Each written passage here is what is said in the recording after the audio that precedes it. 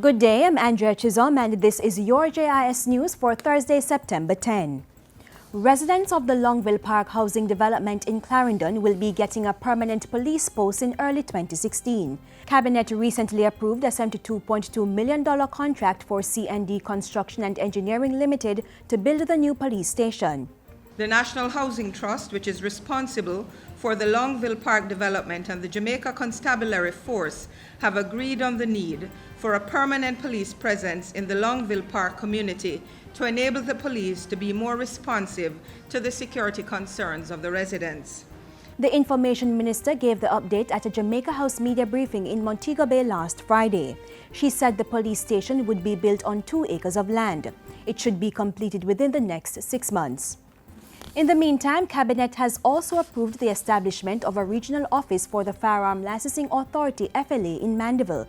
It will serve residents in Manchester, St. Elizabeth, Clarendon and southern Trelawney. The opening of the Mandeville office will improve service delivery and the FLA's commitment to better serve the public. The FLA was established in 2005 to streamline, standardize and improve the process of granting, renewal and revocation of firearms licenses. The resort town of Ocho Rios has been outfitted with a cutting-edge closed-circuit television CCTV surveillance system. The system provides round-the-clock detailed footage of the town and was commissioned into service last week. It's valued at more than $107 million. The Tourism Enhancement Fund contributed $57 million to the project.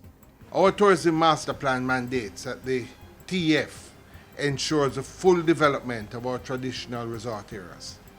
This is critical to the economic and social well-being of the people who live in those areas.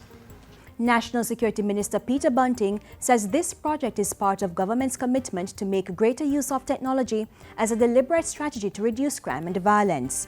And the next step that we're looking at is, rather than having a distributed system, is using a wide area network so that we can actually have a national monitoring center where all the CCTV systems, not just the ones being used by police, but the ones being used by the National Works Agency, the ones being used by some of the parish councils, the ones being used by even private operators, because the value of the system really increases almost exponentially based on the number of cameras that you have on it. In addition to Ocho Rios, CCTV surveillance systems have also been installed in Montego Bay, Mandeville and Maypen.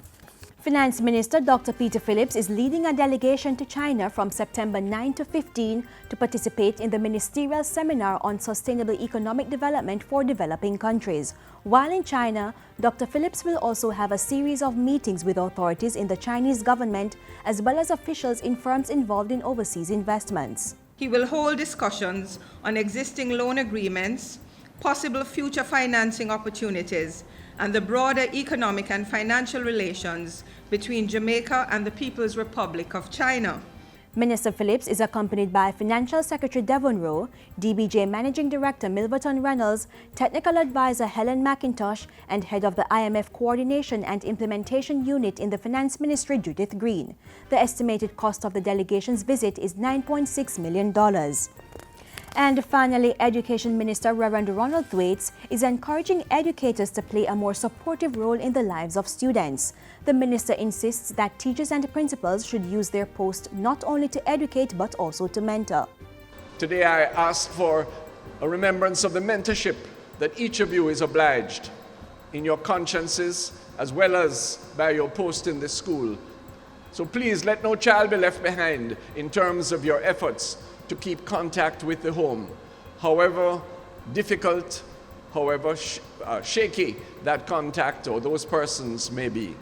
Minister Thwaites was speaking recently at the Glenmuir High School as the institution celebrated its annual colloquium with a number of sessions catering to the development of educators.